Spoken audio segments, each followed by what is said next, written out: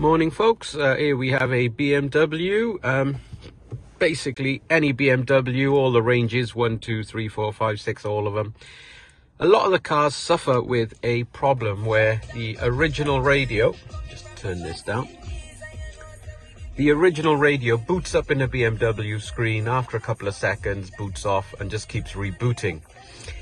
You go to BMW, they charge you a couple of £100 for diagnostics, and a update usually doesn't cure the problem or gives you a day or two and then happens again.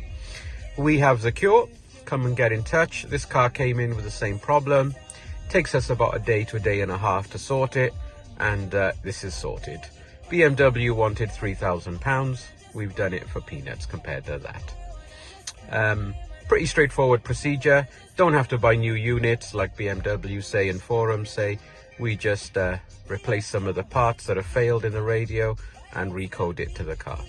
Get in touch if interested. Thank you.